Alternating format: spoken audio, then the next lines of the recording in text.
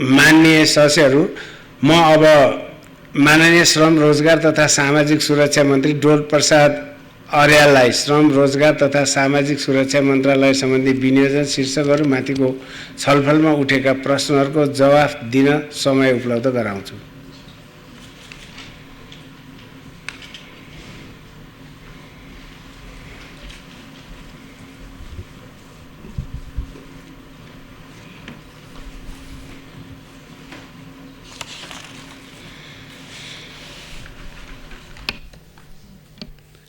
सम्माननीय अध्यक्ष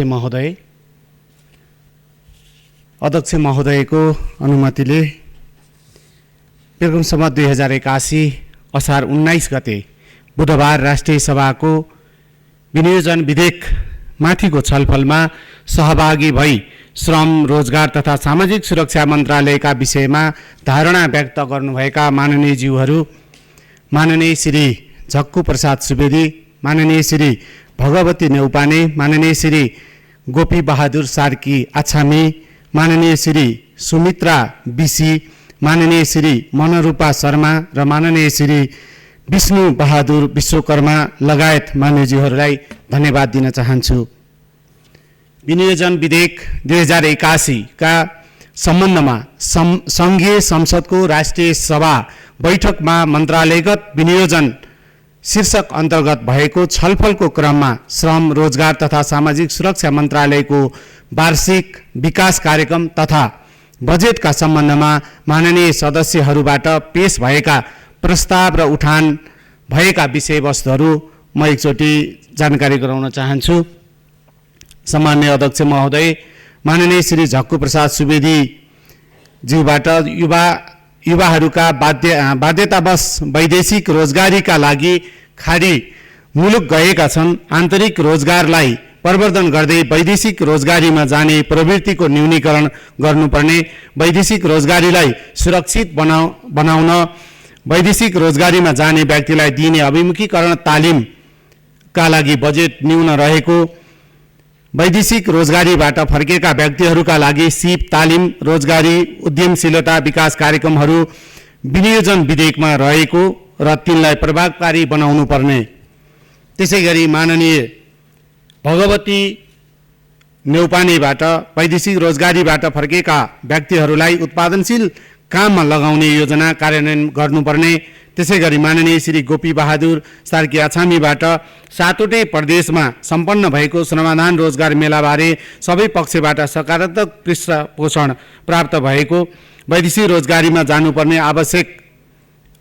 जानु पूर्व आवश्यक पर्ने सिप विकास तालिमको प्रबन्ध सम्बन्धी सकारात्मक रहेको, वैदेशिक रोजगारीबाट फर्केका व्यक्तिहरूको ज्ञान सिप र पुँजी उत्पादनशील क्षेत्रमा लगानी गरी उत्पादन वृद्धि र रोजगारी सिर्जना मार्फत राष्ट्रिय पुँजी अभिवृद्धि गर्ने कार्यक्रम राम्रो रहेको लगायत सुझाव दिनुभएको छ। त्यसैगरी माननीय श्री सुमित्रा बिसीबाट श्रमिकहरूले विदेशिनु पर्दा आवश्यक कागजात बनाउन झमेला बेहोर्नु परेको, स्वास्थ्य परीक्षण राजधानीका निश्चित संस्थाहरूबाट गर्नुपर्ने अवस्था विद्यमान रहेको, योग्यता र सिप अनुसार नेपालमै रोजगारीको अवसर सिर्जना गर्नुपर्ने, वैदेशिक रोजगारीका प्रक्रियाहरूमा सरलीकरण गर्नुपर्ने। त्यसैगरी माननीय श्री मनरूपा शर्माद्वारा स्वदेशमै युवाहरू रोक्नेतर्फ सरकारको ध्यान जानुपर्ने, विदेशबाट फर्किएका व्यक्तिहरूका लागि सञ्चालित कार्यक्रमहरूको प्रभावकारी कार्यान्वयन गर्नुपर्ने। त्यसैगरी माननीय श्री विष्णु बहादुर विश्वकर्माबाट वैदेशिक रोजगारीमा जानेहरूको सङ्ख्या अधिक रहेको र यसमा अवसर र चुनौती दुवै रहेका वैदेशिक रोजगारीबाट फर्किएका व्यक्तिहरूका लागि रिटर्नी उद्यमशीलता विकास सम्बन्धी कार्यक्रमहरू रहेको लगायत उहाँहरूले सुझाव र केही आफ्ना जिज्ञासाहरू प्रश्नहरू राख्नु भएको देखिन्छ। सम्माननीय अध्यक्ष महोदय, अब म समष्टि रूपमा मान्यज्यूहरूबाट राखिएको प्रश्न दिनुभएको सुझावमाथि आफ्नो मन्त्रालयको तर्फबाट केही धारणाहरू राख्न चाहन्छु।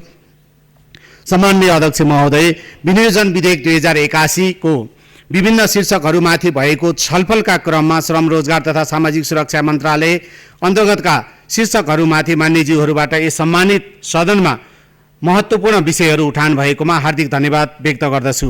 मान्यज्यूहरूको यस मन्त्रालयका सम्बन्धमा प्रश्नभन्दा सम्पादित कार्यका विषयमा सकारात्मक समर्थन पाएको महसुस गरेको छु।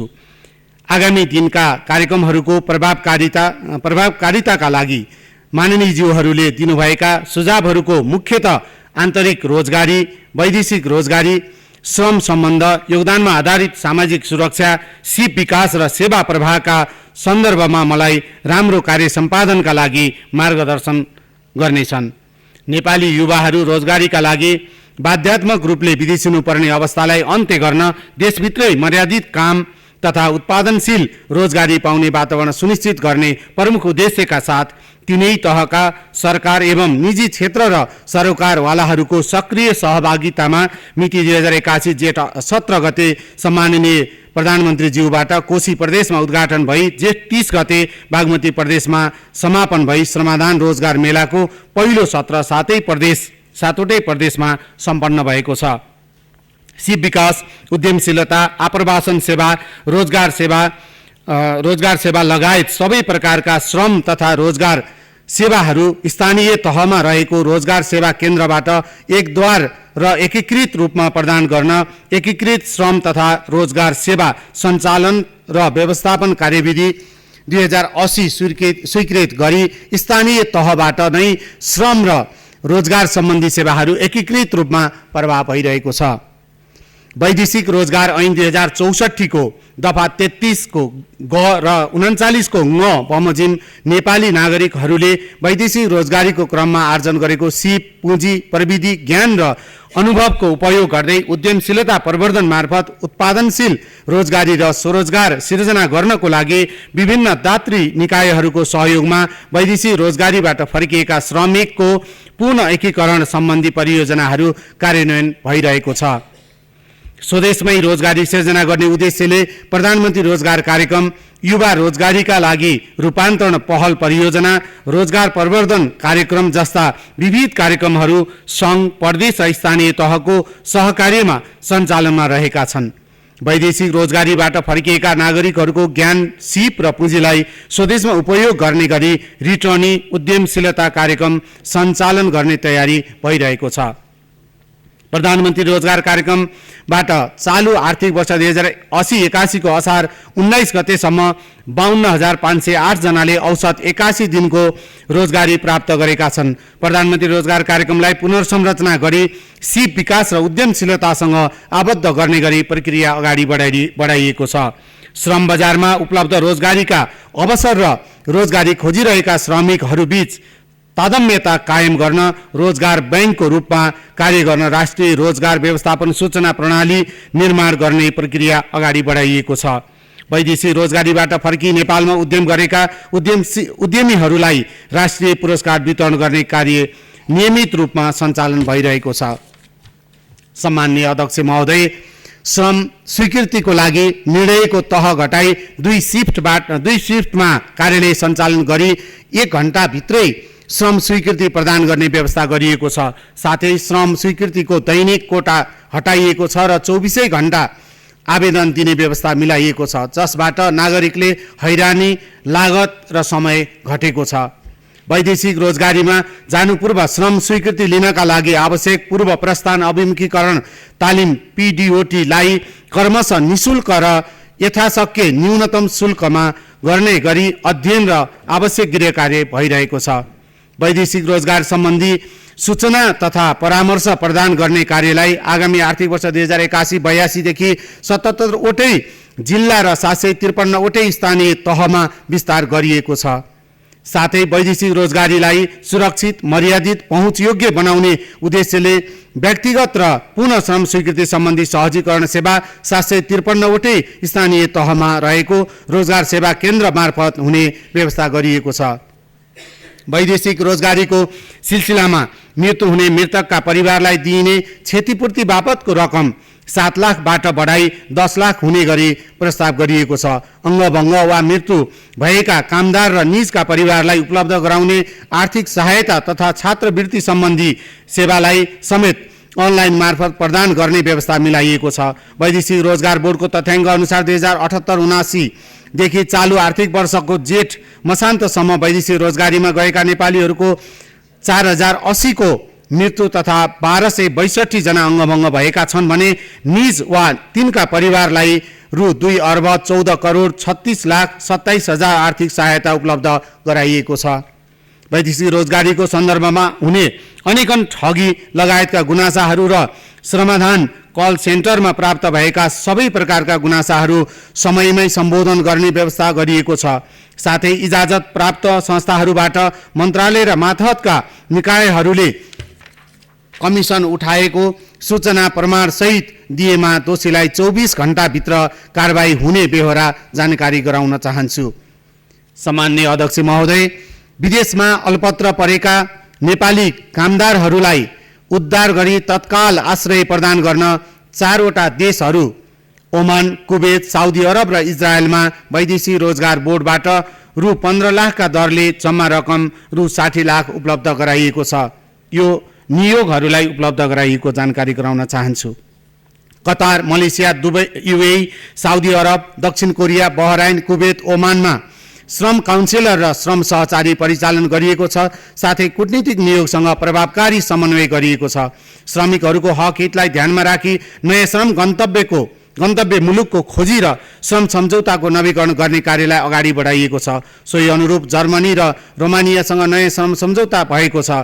आगामी आर्थिक वर्ष 2081-82 को बजेट वक्तव्यमा प्रमुख श्रम गन्तव्य मुलुकहरूसँग द्विपक्षीय सम्झौता गरिने विषय समेत उल्लेख भएको सोको गृह कार्य आरम्भ भएको छ। सामान्य अध्यक्ष महोदय, आन्तरिक सिपमूलक तालिममा तर्फ सबै प्रतिष्ठानबाट हालसम्म करिब 2500 जनालाई सिप विकास सम्बन्धी विभिन्न तालिमहरू प्रदान गरिएको छ। राष्ट्रिय तथा अन्तर्राष्ट्रिय श्रम बजारको माग बमोजिमका तालिमहरू सञ्चालन गर्न राष्ट्रिय व्यावसायिक प्रशिक्षण प्रतिष्ठानको स्थापना गरिएको छ। प्रदेश सरकार समेतको साझेदारी र गन्तव्य मुलुकहरूको सहयोगमा प्रदेश स्तरमा आवासीय सुविधा सहितको आधुनिक प्रशिक्षण केन्द्र स्थापनाको प्रक्रिया अगाडि बढाइएको छ। सामाजिक सुरक्षाको दायरा विस्तार गर्दै वैदेशिक रोजगारीमा रहेका नागरिक र विदेशमा स्वरोजगारमा रहेका नागरिक, स्वदेशमै स्वरोजगारमा रहेका नागरिक, औपचारिक र अनौपचारिक क्षेत्रमा कार्यरत श्रमिक गरी हालसम्म 14,67,336 व्यक्ति योगदानमा आधारित सामाजिक सुरक्षा कोषमा सूचीकृत भएका छन्। 2081 जेठ 17 गतेदेखि स्वरोजगार, अनौपचारिक क्षेत्र तथा वैदेशिक रोजगारीमा जाने योगदानकर्ता र निजका परिवारले पनि सामाजिक सुरक्षा कोष अन्तर्गतको औषधि उपचार सुविधा प्राप्त गर्ने व्यवस्था लागू भएको र यसअघि कम्तीमा 9 महिना योगदान गरेका योगदानकर्तालाई मात्र उक्त सुविधा दिने व्यवस्था भएकोमा अबदेखि 3 महिना मात्र योगदान भए पनि माथि उल्लेखित सुविधा पाउने व्यवस्था गरिएको छ। साथै योगदानकर्ताले दुर्घटना उपचार खर्च बापत रु 1 लाख प्राप्त गर्ने व्यवस्था रहेकोमा उक्त रकम वृद्धि गरी रु 7 लाख प्राप्त गर्ने व्यवस्था गरिएको छ। सामान्य अध्यक्ष महोदय, वैदेशिक रोजगारीलाई प्रभावकारी बनाउन श्रम इजाजत प्राप्त कम्पनी, वैदेशिक रोजगार विभाग, वैदेशिक रोजगार बोर्ड, श्रम तथा रोजगार कार्यालयहरूबाट प्रवाह हुने सेवालाई भरपर्दो र व्यवस्थित बनाउन सेवा प्रवाहसँग सम्बन्धित कार्यमा प्रविधिलाई पूर्ण रूपमा उपयोग गर्ने नीति लिएको छ। वैदेशिक रोजगारीमा गएका कामदारहरूलाई कार्यस्थलमा आइपर्ने स्वास्थ्य सम्बन्धी समस्याहरूका सम्बन्धमा परामर्श उपलब्ध गराउनका लागि टेलिमेडिसिन सेवा सञ्चालन गरिएको छ। वैदेशिक रोजगारीसँग सम्बन्धित मुद्दा र उजुरीको फर्च्योट गर्ने कार्ययोजना तयार गरी सोही बमोजिम अनुगमन कार्यलाई तीव्रता दिएको छ। मन्त्रालयले दीर्घकालीन रूपमा आन्तरिक रोजगारी, स्वरोजगारी, उद्यमशीलता र उत्पादन प्रोत्साहन गर्ने तथा अल्पकालमा श्रम गन्तव्यको स्थानान्तरण मार्फत वैदेशिक रोजगारीलाई थप सुरक्षित, व्यवस्थित र उपलब्धिमूलक बनाउने गरी नीति तथा कार्यक्रम अघि बढाइएको छ। आगामी आर्थिक वर्ष 2081-82 को बजेट तथा कार्यक्रम कार्यान्वयनबाट मुलुकभित्र रोजगारी प्रवर्धन र असल श्रम सम्बन्ध विकास गर्दै थप उत्पादनशील रोजगारीका अवसरहरू सृजना गर्ने, श्रमिकको हक हित एवं पेशागत सुरक्षा प्रदान गर्ने, मर्यादित कार्य वातावरण बनाउने, योगदानमा आधारित सामाजिक सुरक्षाको प्रभावकारी कार्यान्वयन गर्ने, वैदेशिक रोजगारीलाई थप सुरक्षित, मर्यादित र व्यवस्थित बनाउने तथा सिपयुक्त जनशक्तिको विकास गरी रोजगारी र स्वरोजगारी प्रवर्धन गर्दै उत्पादन र उत्पादकत्व अभिवृद्धि गर्ने कार्यमा काममा मन्त्रालयको ध्यान केन्द्रित भएको छ।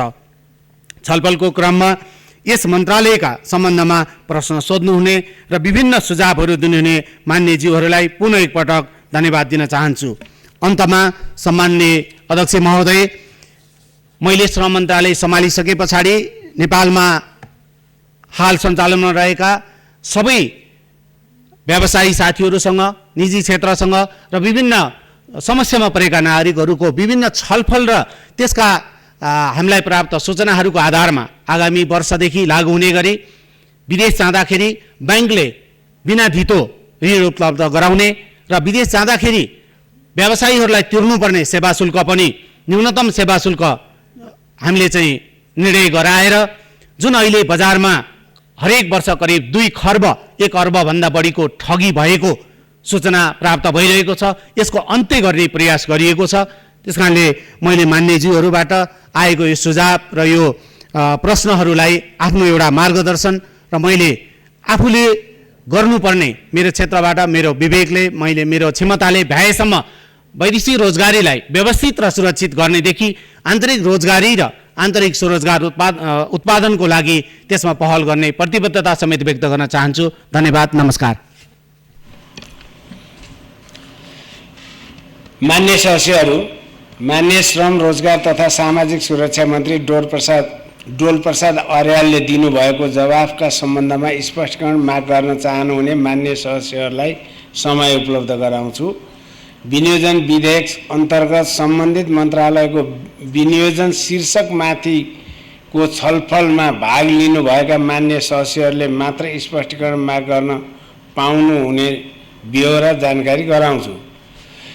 स्पष्टीकरण माग गर्न चाहनुहुने प्रत्येक मान्य सदस्यलाई 1 मिनेटको समय निर्धारण गरेको छु।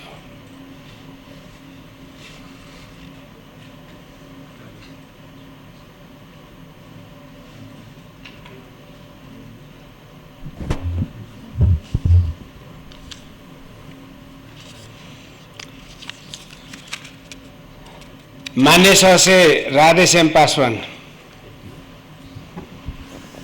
सामान्य अध्यक्षज्यू, मन्त्रीज्यूले राखेका विषयहरूमा मैले राखेको प्रश्नको अलि जवाब आएन, त्यस कारणले जिज्ञासा हो मेरो। नेपालबाट जाने युवाहरूलाई हाम्रो मेन पावरहरूले तपाईँको 10,000 हाम्रो नेपाल सरकारले लिने निर्णय गरेको छ, तर मेन पावरहरूले तपाईँको 3 लाखसम्म उठाउने 4 लाखसम्म उठाउने गरिएको छ। यसलाई व्यवस्थित कसरी गर्ने एउटा जिज्ञासा त्यो हो।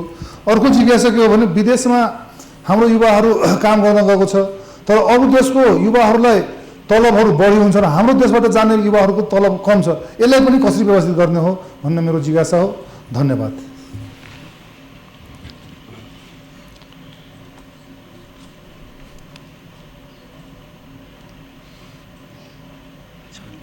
मान्य सदस्यहरू, अब म मान्य सदस्यहरूले सोध्नुभएको स्पष्टीकरणका सम्बन्धमा प्रश्न पार्न मान्य श्रम रोजगार तथा सामाजिक सुरक्षा मन्त्री डोल प्रसाद अर्याललाई समय उपलब्ध गराउँछु।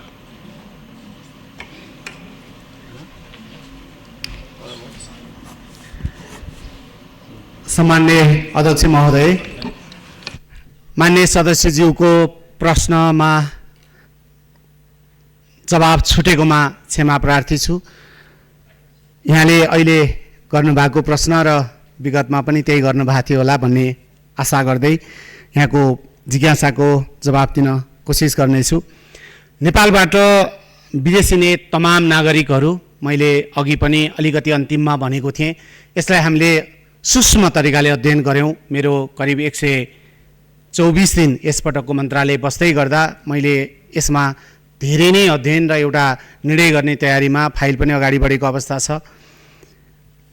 मैले अघि एउटा डाटा भनेको थिएँ, 2 खर्ब 1 अर्ब 60 करोड रुपियाँ चाहिँ हरेक वर्ष गैर ब्याङ्किङ च्यानलमा नेपालमा उठिरहेको, मेन पावर व्यवसायीहरूले उठाइरहेको नेपाली नागरिकहरूसँग जो विदेश जाँदै हुनुहुन्छ उहाँहरूसँग भन्ने एउटा डाटा तथ्याङ्कमा नै हामीले काम गरिरहेका छौँ।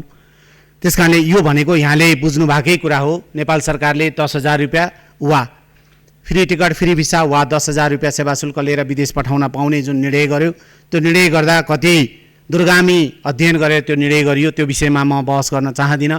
तर जुन निर्णयले गर्दा अझ व्यवसायीहरूलाई आफूले रकमहरू असुल्ने, बिचमा बिचौलियाहरूले रकमहरू असुल्ने, तर नागरिकहरू विदेश गइसक्दा जाँदै गर्दाखेरि 10,000 रुपियाँको मात्रै उहाँहरूलाई रिसिभ दिने र दुःख पाएर अथवा विविध कारणले विदेश फर्कनु पर्यो भने उहाँहरूले त्यो 10,000 भन्दा बढी उजुरी पाजुर गरेर प्राप्त गर्न नसक्ने कानुनी अवस्था।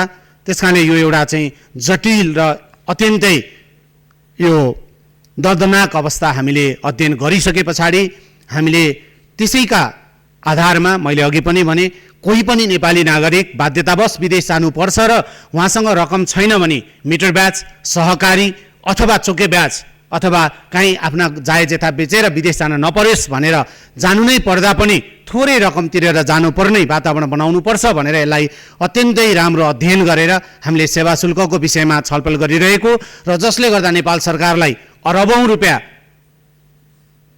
कर प्राप्त हुने र व्यवसायीहरूले पनि वैध रूपमा आम्दानी गर्ने र नेपाली नागरिकहरू नठगिने भनेर यसमा तयारी गरिएको छ। जसले यो हामीलाई जानकारी छ। मैले त एभरेजमा मैले करिब एकजना नेपाली नागरिकसँग 3 लाख भन्दा बढी पैसा उठाएको भनेर हामीले यो एभरेजमा निकालेरै यसमा हामीले काम गरिरहेको हुनाले मलाई आशा छ छिट्टै यो एउटा व्यवस्थित र मर्यादित हुनेछ भन्ने मलाई आशा छ। यहाँले बुझ्नु भएको र हामी समाजले सबैले बुझिरहेको अवस्था नै यहाँले चाहिँ जानकारी गराउनु भएको भन्ने मलाई लाग्छ। र अर्को यहाँले विदेशमा नेपालीहरूले चाहिँ किन कम सेवा सुविधा अथवा स्यालेरी पाउँछन्, किन अरू देशकोले त्यही विदेशमा चाहिँ अरू देशबाट पनि विदेशीहरू गएका छन् तर हामीले चाहिँ कम पाउने, अरूले किन बढी पाउने भन्दै गर्दा मसँग यहाँ अनुमति नै भएन र मसँग सम्भावना छैन, नत्र म ग्राफमा एउटा लेखेर देखाउन चाहन्थेँ। यो चाहिँ हजुरको के छ भने मैले अघि मेरो आफ्नो जवाफ दिने क्रममा पनि सिपमूलक कुरालाई हामी ट्रेनिङलाई चाहिँ प्रायोरिटीमा राख्नुपर्छ र हामी तालिमहरूलाई चाहिँ बढावा दिनुपर्छ भनेको अर्थ चाहिँ नेपाली नागरिकहरू र अरू देशको नागरिकहरू विदेश जाँदाखेरि हामी चाहिँ केही पनि नसिकिकन एकदमै विदेश जाने, हामी फलानु देश जाने भनेपछि त्यो देश जाने मात्रै बुझेर गयौँ। तर अरू देशको नागरिकहरू चाहिँ केही न केही सिकेर जानुभयो, केही न केही जानेर जानुभयो। सुरुमा जाँदाखेरि सबै एउटै लाइनमा हुनुहुन्छ तर 3 महिनापछि अरू देशको नागरिकहरू चाहिँ सुपरभाइजर हुँदै म्यानेजर हुँदै अगाडि बढ्नुहुन्छ तर नेपाली नागरिकहरू चाहिँ त्यही तलको लाइनमा बसिरहनु भयो किनभने उहाँसँग कुनै पनि अनुभवहरू भएन। त्यसकारणले यो चाहिँ जटिल अध्ययनले देखाएको चाहिँ यो भएको कारणले मैले अघि पनि भने हाम्रो प्रशिक्षण प्रतिष्ठान जुन बनेको छ यसले चाहिँ अब देशैभरि सिप सिकाउनु पर्यो, तालिमहरू दिनु पर्यो, जसले गर्दाखेरि विदेश जानु अगाडि केही तालिम लिएर जान सकियो भने यहाँले बुझ्नु भएको जस्तो अब नेपाली नागरिकले पनि अरू देशका नागरिकहरूले जस्तै राम्रो सेवा सुविधा र स्यालेरीहरू पाउनु हुनेछ भन्ने त्यसमा हामीले अध्ययन गरिरहेका छौँ र आउने दिनमा त्यो गर्न सकिन्छ भन्ने मलाई लाग्छ र नेपाली नागरिकहरूले अरू देशका नागरिकहरूले जस्तै सम्मानजनक तरिकाबाट त्यही लेभलको सेवा सुविधा पाउनुहुनेछ भन्ने मेरो आशा छ। हस्, धन्यवाद, नमस्कार। मान्य साथीहरू, श्रम रोजगार तथा सामाजिक सुरक्षा मन्त्रालय सम्बन्धी विनियोजन शीर्षक माथिको छलफल यहीँ समाप्त हुन्छ।